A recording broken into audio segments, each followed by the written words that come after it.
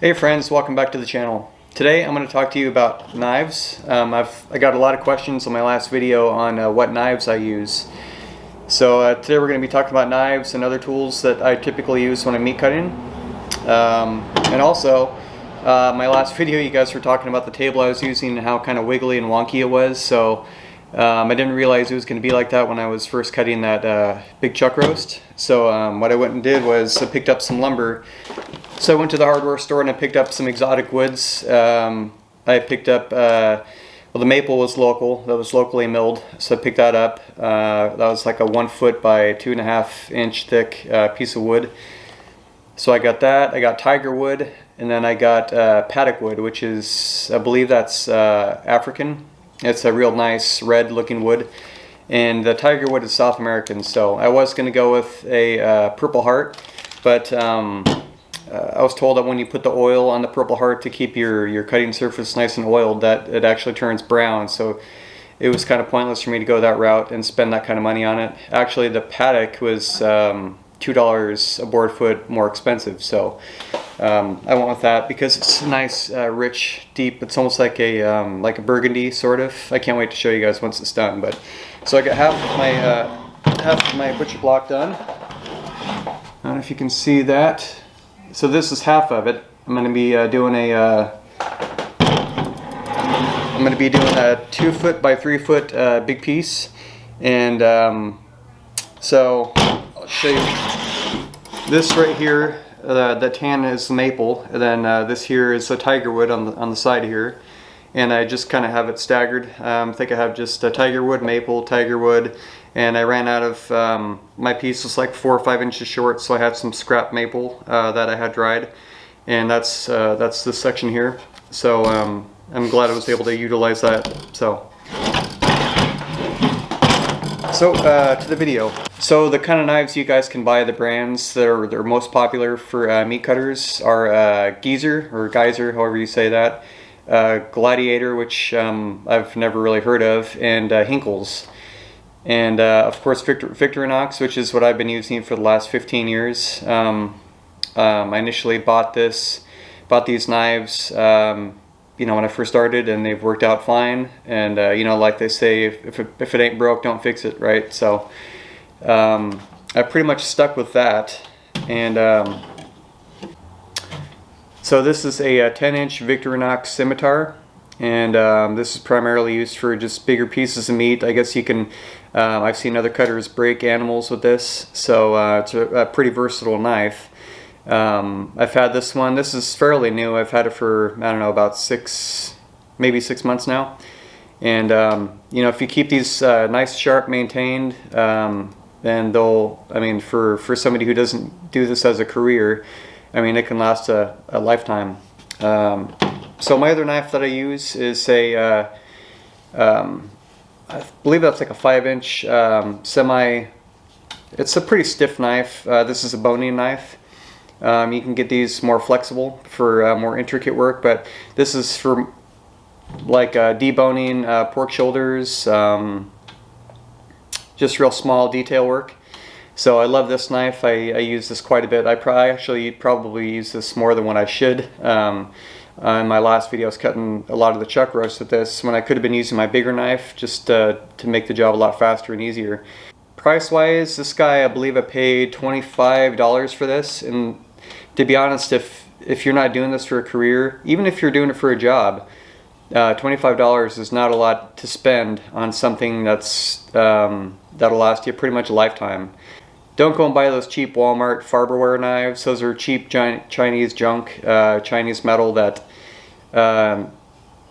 it's the blades, when you go to sharpen them, sometimes they'll start chipping off because the metal is so inferior to like a German or a Swiss like these. I believe this is a Victorinox. Yeah, it's a Swiss brand. Swiss Army Knife is the actual company who makes Victorinox. So yeah, don't go buy Farberware. Whatever you do, you're going to get what you pay for. So next on the list is cutting safety. So this is a chainmail cutting glove. There's a lot of different cutting gloves out there. I use the chainmail, and you don't use chainmail or any other cutting glove on a bandsaw. It just the material in the gloves will catch on the blades and pretty much mangle your hand up. If you were to get cut on a bandsaw, it's, you know, you don't want to get cut on one, but if you do, it's better to not be wearing a glove and have a nice clean cut than get your whole hand mangled up. I mean, it's a lot of power in one of those bandsaws. So I would steer clear of the cloth ones because they develop a lot of protein buildup from the meat you cut, and the more you wash them and bleach them, the stiffer they get, and it's really hard. It's kind of a pain to use those because they just get real stiff, and it's hard to cut with them. But chainmail, all you have to do is just rinse them off, soak them in some bleach, clean the little collar or the whatever you call that, this part, and just scrub it. And I mean, I've had this cutting glove for, geez, well over 5-6 years.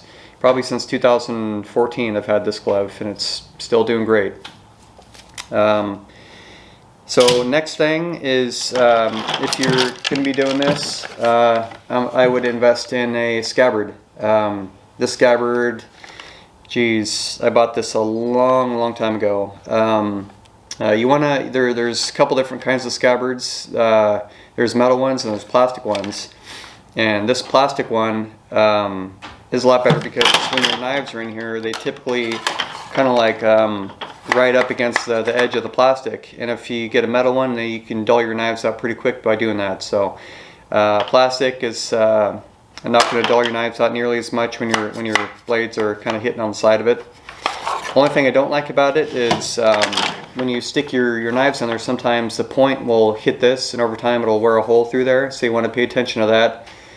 You definitely don't want to wind up cutting yourself or not realize that your knife is sticking through and wind up hurting yourself pretty bad. So when you do that, when you go ahead and buy this, you're going to want to invest in this plastic chain. You can also get like a dog leash sort of a chain to wrap around this, but I used a couple carabiners to go around these little holes here, and then just get one big enough to wrap around your waist, get another carabiner there to fasten it around your body. So this would be a really good investment. I don't like to leave my knives just hanging out on the counter or the table because, you know, if you knock them off, you can stab yourself in the foot. Actually, funny story is one of my old bosses actually taught me how to cut meat. He was deboning something with his little 4 or 5 inch little boning knife, and not a funny story, but I don't know why I'm laughing at that. But anyway, he dropped his knife and he was wearing sandals and actually went through his foot. So that just goes to show you that you know, you need to wear good safety shoes, and make sure your knives are always in your scabbard when you're not using them. Another tool that you pretty much always are going to need is this steel here. This is Forstner steel. Victorinox and Forstner are under the same company, I believe. I've been using Forstner for quite a while. This, I would say, would be classified as a fine steel. Steels and stones are different. Steels are to keep an edge on your knife. So you get an edge by putting your knife on the stone and getting that nice edge on there. And steel is basically, I'd say, after everything you cut, you want to, I don't know, however often you would think, like maybe after every piece of meat that you cut, just kind of steel your knife, and you want to make sure to keep that same angle. So that's what this tool's for. A lot of people think it's for sharpening, and it's actually just to straighten your blade out, because over time your blade kind of arches like this after cutting, and it starts to dull, and this is just to straighten that blade back out. So diamond steels actually do take a little bit of your edge off. They will sharpen your knife to a degree, but they'll also take off a lot of material. So you're going to have to sharpen your knives a lot more frequently. This is not a diamond steel. This is just a regular one. Like I said, this is a fine, and then you can go a medium, and I think they even have a coarse steel. So I've had this steel for probably since 2015, so it's lasted me a long time. So I would invest in one of these, even if you don't have these more expensive knives. This is going to keep your knives a lot sharper, and you won't have to sharpen them nearly as much. And I forgot to mention this knife on the price. This guy, I believe, was $45 to $55, right in that range. So for me, if I think about how much I use this knife as far as in a retail business, I've probably, this could make a company probably, well, at least my old company, probably $1 million a year. And if you think about that, these knives, they make you quite a bit of money for the investment that you put in them. It was $55, and I probably, just right around Christmas, was like $100,000 day for us, for our meat department. I no longer work there anymore, but if you think about that, they make you quite a bit of money, and they definitely help put food on your table. So if you're concerned with these being $55, $60 something dollars, that's actually a pretty fair price if you think about how much this can make you as in a job.